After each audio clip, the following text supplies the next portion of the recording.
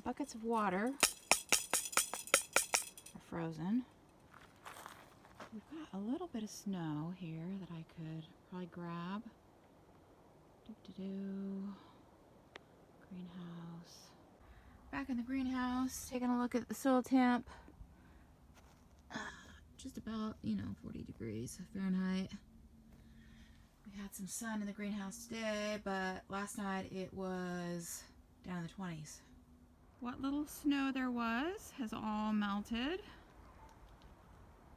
Ice is melting in the buckets. Temperature is still almost 40 degrees Fahrenheit in the greenhouse bed. So Benny from Norway says what you can do is plant the seed, cover it with snow. When the snow melts, it gets watered, and then it can grow naturally. I don't have any snow out there anymore, but my buckets of water are melting. So I figured I'm gonna take my old seed, plant it, not overthink it, just get it planted somehow, water it, put a little bit of row cover over it, and because my concern was that we're gonna have some nice days, some sunny days. It's supposed to get, in the 20s Fahrenheit at night, but during the day it might actually kind of dry things out in here. So I don't want the little seeds to start and then dry off. So if I have that row cover at the top of them, maybe that won't get as much evaporation off the soil. Anyway, I'm gonna give her a go. Okay, so I'm gonna start with my oldest seed.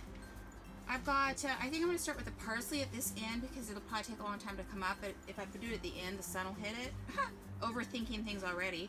I got some lettuce, and I got some bok choy, and then I've got all this old kale of my own seed that I saved. So I'm gonna throw that in first. This is the kale saved from my old seed. Just gonna cover this seed up just a teens. Okay, so now I've got some 2013 winter boar kale and some 2014 Italian kale that I'm going to throw in the end of the bed here. Alright, so I didn't have very much of that winter boar kale, just a few seeds, so I just kind of threw it down there. It was just a bunch of Italian kale. And now I've got Eiffel Tower romaine lettuce from 2013, 2014.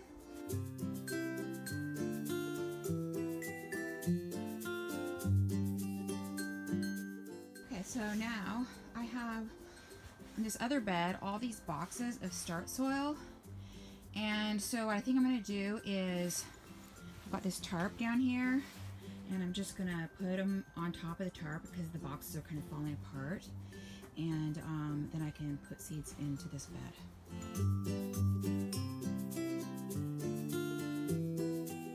Okay, so I've got this bed kind of prepped for seed. Getting a little bit hungry. I'm gonna have to go out and eat some potatoes, but I've got a bunch of herbs, cilantro and parsley. I don't know if cilantro grows cold, but I'm gonna start these at the far end. And then I've got some spinach from last year, but it's the stuff that bolted, so I'm just gonna use it up because I've got some new stuff coming. And then I've got some arugula. Actually, I've got some Salanova lettuce seeds from last year that I've got more coming too, so I just want to see how they do. And then I've got a bunch of old seed, a lot of different kinds of kale. So I'm just going to kind of work this way. That night, seeds from Territorial arrived at the post office.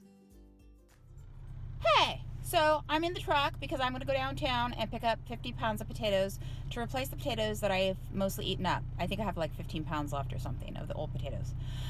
So I'm taking truck instead of walking, and it is snowing. La, la, la.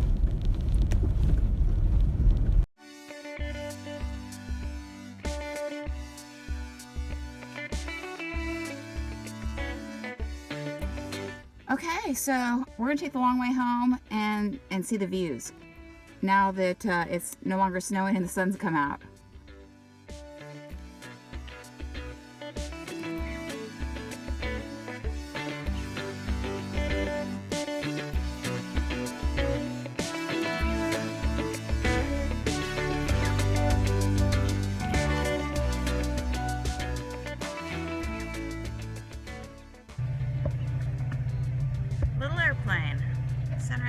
motion.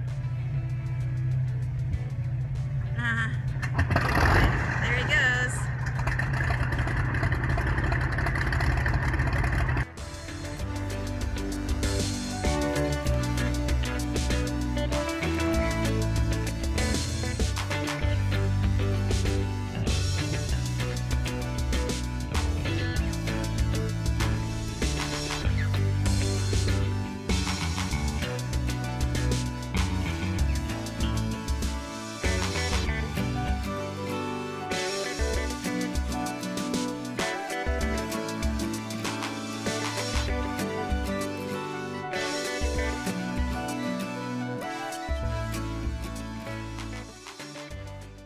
So the Stickeen River is up that way.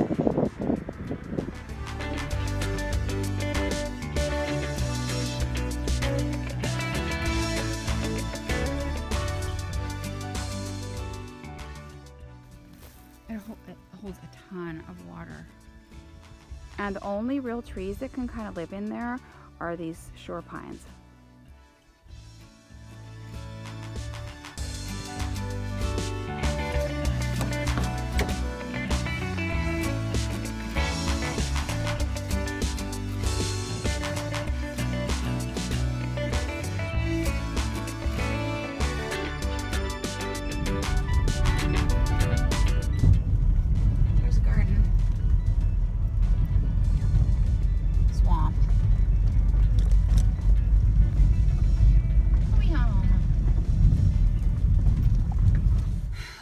So I'm back in the greenhouse, and let's pretend that there's snow on the ground and it's warm now and it melted, and so now what I'm going to use is the ice water from my buckets, and I'm just going to water all these seeds in, and then I'm going to cover them with some row cover and probably some tarps or something, because we're supposed to get nights in the 20s Fahrenheit, like I said earlier, and it's going to be a number of nights like that. So that's the plan, Stan. Okay.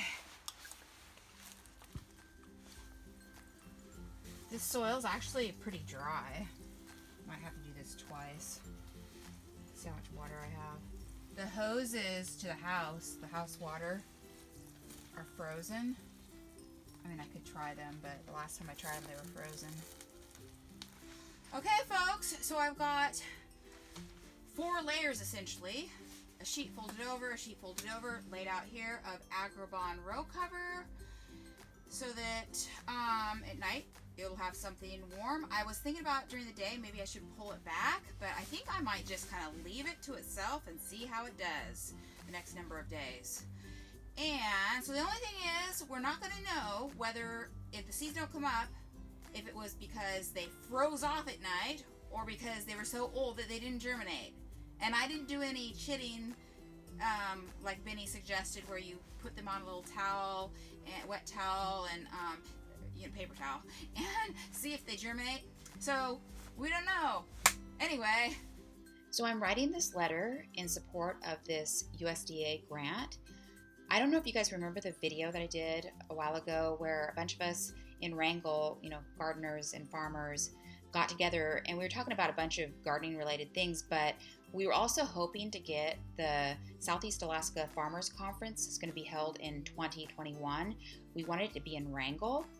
So what turns out is there's not a lot of money for it this year. And so Farragut Farm, who coordinates the conference, decided to go ahead and just hold it in Petersburg.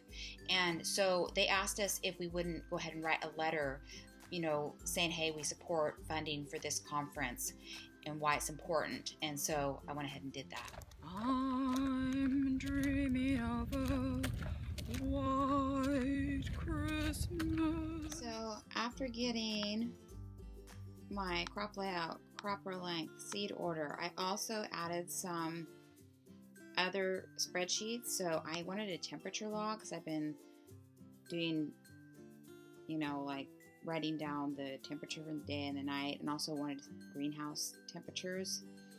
And so then I also did a compost log because I've been kind of just haphazardly writing down how much seaweed I get and what are the temperatures and how much the stuff is shrunk and stuff like that. And then also, because I just planted, and this is with the whole impetus for getting this done, I just planted in the greenhouse and I wanted to make sure I got the dates and everything and all the information. So I made a log for that. And I also made a log for when I harvest and for when I, get stuff to customers. These may change, but I just thought I'd get a rough draft. When I was putting together these tables, I first looked at Curtis Stone's book, The Urban Farmer, and on page 61, he has a chapter of software and organization, and he's got some tables on how to document plantings and harvests and things like that. So I just used these as a guide when I was putting these tables together. Sun setting about 6:30.